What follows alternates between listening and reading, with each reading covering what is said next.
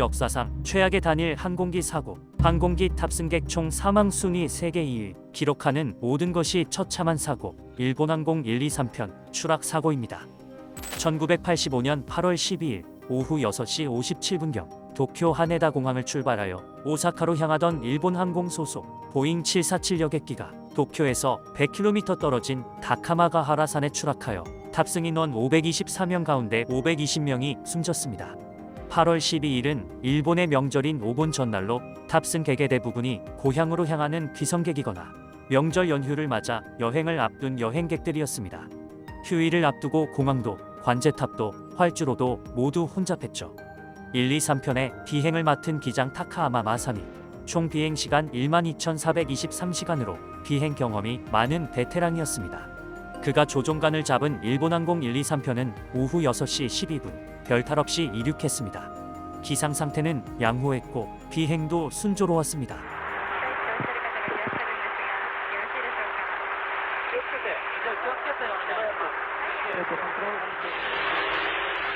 6시 24분 고도 24,000피트 상공에 도달한 직후 두 번의 폭발음이 항공기를 뒤흔들었습니다. 조종사들은 폭발음을 감지하고 긴급 사태를 의미하는 스쿼크 7700 발신을 시작합니다. 비행기가 심하게 요동치자 조종사는 하네다 공항으로 회항을 요청했고 관제소가 이를 승인하자 기술을 하네다 공항으로 돌렸습니다. 하지만 어쩐 일인지 비행기는 말을 듣지 않았죠. 폭발음과 함께 수직 꼬리 날개가 떨어져 나갔고 설상가상으로 유압계통까지 파괴돼 조종 탈을 움직이는 유압에 기세버려 조종 불능에 빠진 것이었습니다. 보잉 747의 경우 꼬리 날개 바로 밑에 모든 유압 장치 파이프가 지나는 구조인데 꼬리 날개가 파괴되면서 유압 장치 파이프도 같이 파괴된 것이죠. 자동차로 치면 고속도로 주행 중 브레이크와 핸들이 모두 먹통이 돼버린 것입니다.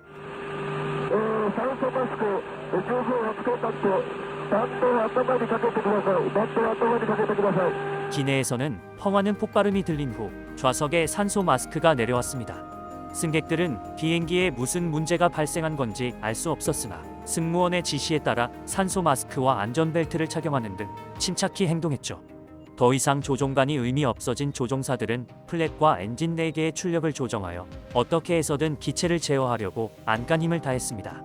기체는 약 30분 동안 고도를 오르내리며 방향성 없이 선회를 반복했는데요. 지상의 목격자에 따르면 거친 바다에서 흔들리는 배처럼 공중을 날았다고 증언했고 비행기 꼬리가 없는 모습을 사진으로 담기도 했습니다. 30분 동안 이어진 불안정한 비행 속에 마지막 힘을 직감한 승객들은 필사적으로 종이에 유서를 쓰기 시작했습니다. 보통의 비행 사고는 몇 분, 몇 초의 여유 없이 추락하지만 이 사고에서는 30분 동안의 비행을 계속했기 때문에 유서를 남길 수 있었던 것으로 보입니다.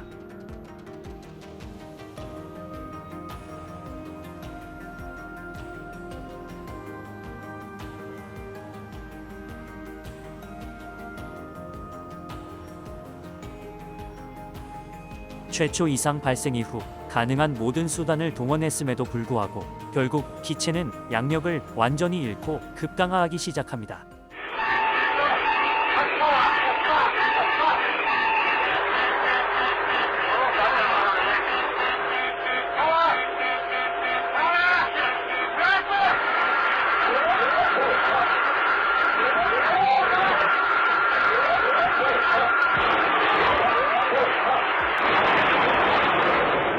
사고 시각 6시 56분 기장의 마지막 음성을 끝으로 일본항공 123편은 다카마가하라산 경사면에 충돌하였습니다. 추락 직후 미 공군의 수송기가 탐색에 나섰고 20분 만에 기체를 찾아내어 일본 정부의 사고 지점의 좌표를 전달했습니다. 요코타 기지에 주둔 중인 미군은 구조 활동을 위해 일본 정부의 허가를 요청했지만 일본 내에서 발생한 민간 사고이기에 미군의 권한이 없다는 이유로 거절했죠. 추락 직후 비가 내려 큰 폭발이 일어나지 않아 생존자는 수십 명에 달했고 그들은 필사적으로 구조를 요청했습니다. 생존자의 증언에 따르면 잔해 속에 죽어가던 희생자들의 신음과 비명이 밤새 이어졌다고 하죠. 결국 구조대가 추락 지점에 도착한 시간은 추락 후 14시간이 지난 다음 날 오전 9시였습니다.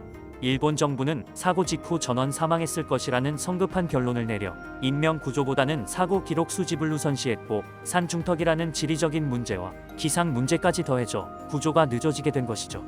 결국 생존자 상당수는 밤새 추위를 견디지 못하고 저체온증으로 사망하게 되었고 탑승 인원 524명 중 520명이 목숨을 잃었습니다. 이러한 끔찍한 사고는 왜 발생하였을까요? 이 사고의 원인을 이해하려면 7년 전으로 거슬러 올라가야 합니다. 해당 기체는 1978년 6월 오사카 국제공항에 착륙하던 중 비행기의 꼬리 부분이 활주로 바닥에 긁히는 테일 스트라이크가 일어났는데요. 이 사고로 사망자는 없었으나 기체 후부의 벌크헤드가 손상되었습니다. 파손 정도가 심해 일본항공 자체적으로 수리할 수 없어 제조사 보잉에 수리를 의뢰했는데요. 제조사 보잉은 벌크헤드를 수리하는 과정에서 벌크헤드를 두 줄의 리벳이 박힌 이중철판으로 공체가 고정됐어야 하지만 한 줄의 리벳이 박힌 이중철판으로 고정했는데요. 이러한 불량 수리는 기체가 비행을 할 때마다 금속 피로가 빨리 진행되었고 균열이 발생하기 시작했습니다. 결국 사고 당일 균열이 심해져 벌크헤드가 날아가 버리는 바람에 수직꼬리 날개가 완전히 분리되었던 것이었죠. 이 사고로 일본은 보잉사를 고발했지만 기각당했고 일본항공은 피해자와 유족에게 7억 8천만 엔을 지급하고 회장은 사퇴합니다. 또한 일본항공 측의 정비관리사와 검사 후 비행 가능 판정을 내렸던 엔지니어는 극단적인 선택을 하게 됩니다. 이 사고로 인해 일본항공은 물론 일본 국내선 항공 수요가 25%나 감소했고 이후 일본항공은 38년 동안 단 한 건의 인명사고도 발생시키지 않았습니다. 현재까지도 일본인들에게 1, 2, 3이라는 숫자는 기피 대상이 될 정도로 깊은 트라우마로 남아있으며 다카마가하라산에서는 여전히 사고 당시의 잔해가 발견되고 있습니다.